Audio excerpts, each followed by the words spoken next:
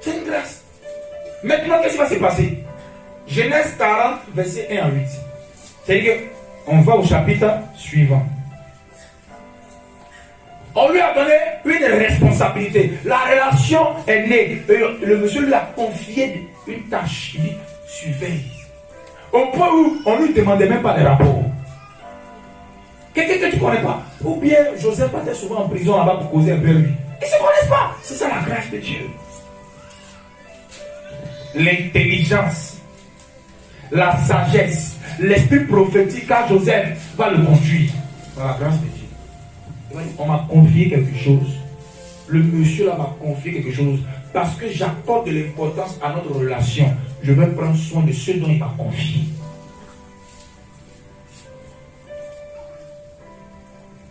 Les dons que j'ai, les talents que j'ai, je vais mettre ça au profit.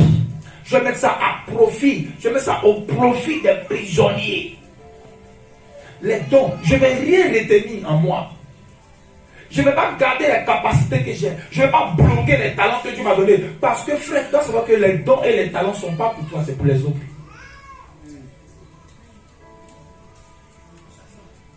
Je peux reprendre ça s'il vous plaît? Mais tu n'as pas dit amen. Les dons et les talents ne sont pas pour nous. Les dons et les talents sont pour les autres. Le jour que j'ai compris ça, ma vie a changé. Non, il sait faire ça. Il sait faire ça. Ce n'est pas pour toi. C'est pour ton prochain. Or, ton prochain, c'est qui? Ton prochain, c'est qui? Ton prochain, c'est toi-même. C'est pas nous, c'est toi-même. Ton prochain, c'est toi-même. Donc, si j'exerce mon don, si j'exerce mes dons, si j'exerce les talents que Dieu m'a donnés vis-à-vis de mon prochain, je suis en train de les exercer pour moi-même. Genèse 41, 8. Après ces choses, il arriva que les chansons et le panetier du roi d'Égypte offensaient leur maître et le roi d'Égypte. Pharaon fut irrité contre eux, contre ces deux officiers, le chef des chansons et le chef des panetiers. Et chansons, vin, boisson, panetier, pain, boulanger, ok? Et il les fut mettre dans la maison du chef des gardes, dans la prison, dans le lieu où Joseph était enfermé. Le chef des gardes les plaça sous la surveillance de qui? De Joseph, qui faisait le service auprès d'eux. Et il passait un certain temps en prison. Joseph faisait quoi? Il faisait le service auprès d'eux. Pourquoi? C'est lui qui était responsable des prisonniers. Donc, il n'était pas responsable qu'on le serve. Il était responsable pour...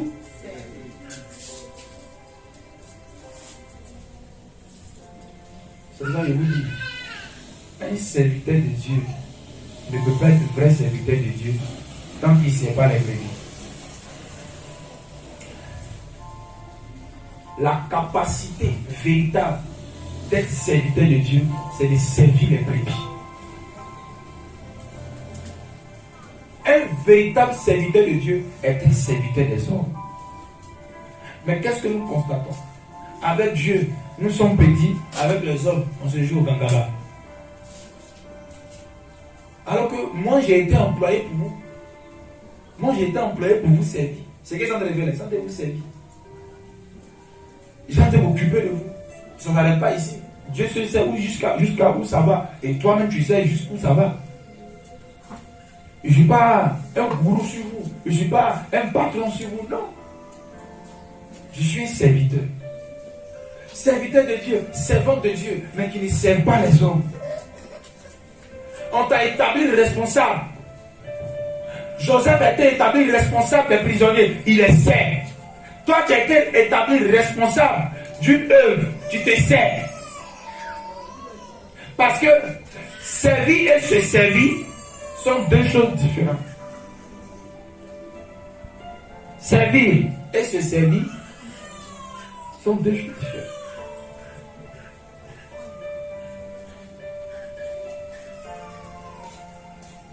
Alléluia.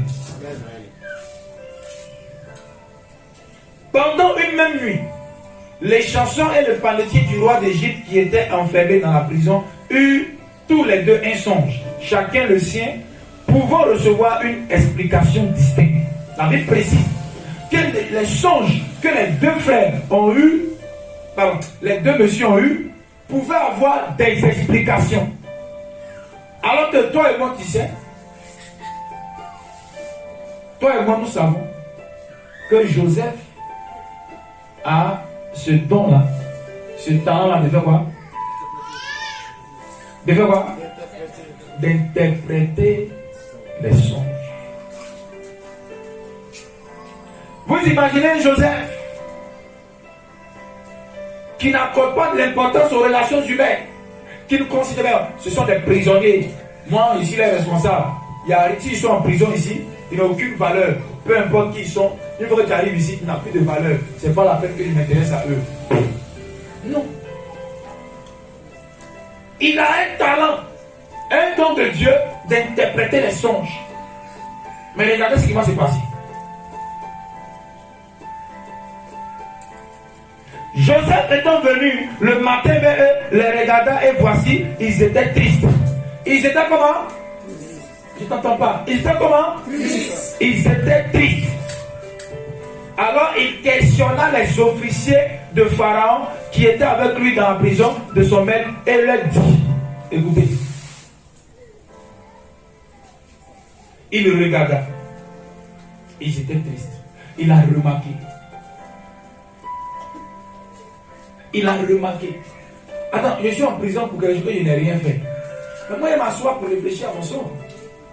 Mais pourquoi il fait quoi ici, Seigneur? Mais non, il est au service. Et quand il regarde le visage des gens, puis il remarque que ça ne va pas. Il sait que ceux-là, ils sont là tout le temps. Je connais un peu comment ils sont. Il a remarqué qu'il y a quelque chose qui n'allait pas. C'est quelqu'un vraiment qui était au service. C'est quelqu'un vraiment qui se rapprochait de ces éléments qu'il doit gérer. Il faut diminuer encore le volume, s'il te plaît. Il lui répondit. Alléluia. Dis avec moi, il lui répondit. Dis avec moi, il lui répondit. Il lui répondit. Quoi? Nous avons eu un songe et il n'y a personne pour nous l'expliquer. Il lui répondit. Joseph avait le don, le talent d'interpréter les songes, mais pour qu'il puisse interpréter, il fallait qu'on lui explique. Je vais dire quelque chose. Je veux que je suis. Joseph avait le talent, le don d'interpréter les songes, mais pour qu'il puisse expliquer, pour qu'il puisse interpréter, il fallait qu'on lui explique, qu'on lui raconte le songe d'abord. Il y a un autre là, il n'a pas besoin qu'on lui explique le songe. Lui, le Seigneur même lui révèle le songe et puis il explique encore. Daniel. Le prophète Daniel n'a pas besoin que tu lui expliques le songe que tu as fait. Le prophète Daniel, lui, Dieu lui révèle le songe que tu as fait. Et puis maintenant, Dieu lui donne l'interprétation. Alors que Joseph, lui, il a besoin qu'on lui raconte avant d'interpréter. Il y a beaucoup de personnes qui veulent des relations mode Joseph, mode Daniel, pardon. Ils veulent des relations mode Daniel, alors que la relation mode Daniel est précédée d'abord de la relation mode Joseph. Il y a fini d'abord, la relation mode Joseph demande à ce que tu expliques ton problème avec ton tête. Alors que la relation mode Daniel ne demande pas que tu expliques. On voit, on sent, on tête. Avant que deux personnes, une relation arrive au niveau, au mode Daniel, il faut que d'abord cette relation commence au niveau mode Joseph. Il faut expliquer le problème. Il ne faut pas t'asseoir pour dire, eh mais il ne voit pas que je souffre. Tu vas souffrir jusqu'à la fin de tes jours.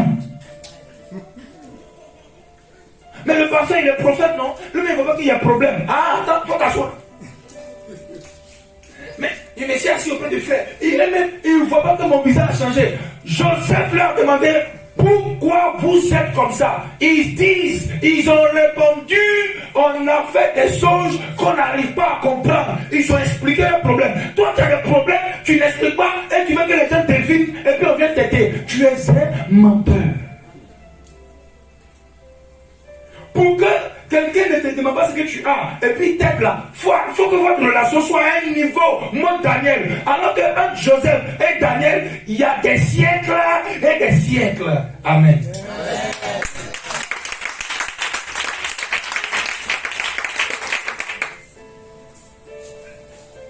Le nom de Joseph est mentionné dans le livre de la Genèse. Hein? L'arrière-parent de Daniel n'était pas encore né. C'était les premiers. C'était les 12. Ils avaient fait les premiers enfants. Donc l'arrière, même 4 fois, 10 fois, n'était pas encore né. Daniel est loin. Joseph, c'est dans Genèse.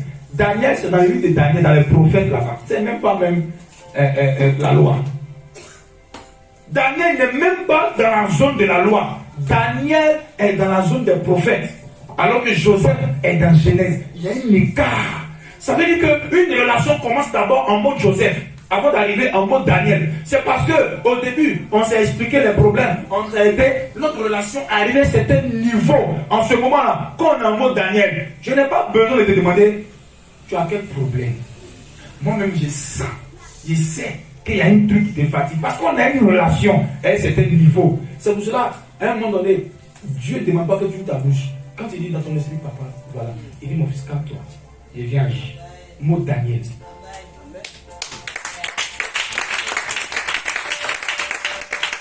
En mode Joseph là, papa, vraiment ça va pas. Voici la situation. Demandez et vous recevrez. Mode Joseph.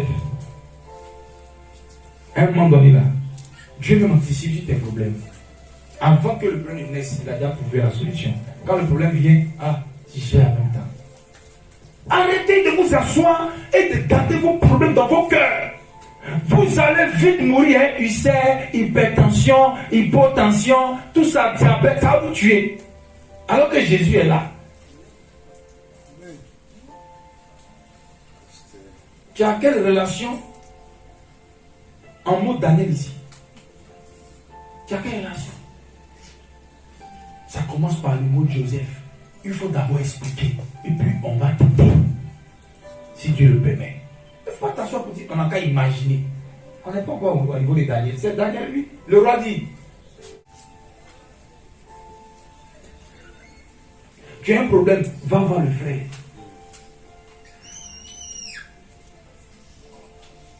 L'une de mes plus grandes entreprises qui réussit aujourd'hui a commencé par un frère que j'ai approché, à qui j'ai expliqué un problème. Et il m'a aidé. Descendez un peu. Descendez un peu. Allez-y, demandez. Tu as honte de demander. Hein? Frère, si moi j'ai faim et que le diable, il a des ignares, des bananes, je sais que là-bas, là, il y a toujours bananier qui va donner quelque part là-bas. Ou bien il y a manioc qu'on peut déterrer pour manger. Et puis même ma femme, mes enfants, on a faim, on est dans la maison. Je ne peux pas accepter ça. Alors le diable, ton pasteur a faim. Lui-même va jeter son téléphone. Il va faire comme les gars dans l'Ancien Testament. Il va parler à sa femme. Oh chérie, Coco, viens, mets-toi dans le genou. Disons au Seigneur, oh pourquoi on a péché? Notre pasteur a faim. Il va ouvrir sa moto, il va ouvrir le droit de lui. Il va dire, ah papa, comment ça? C'est bâché de bananes qui m'a envoyé. Papa, je ne veux plus entendre que tu me dises que tu as faim. Mais moi, ma femme et mes enfants, on a faim et on est là. Seigneur, souviens-toi de nous. Seigneur, souviens-toi de nous. Le Seigneur ne se souviendra pas de toi.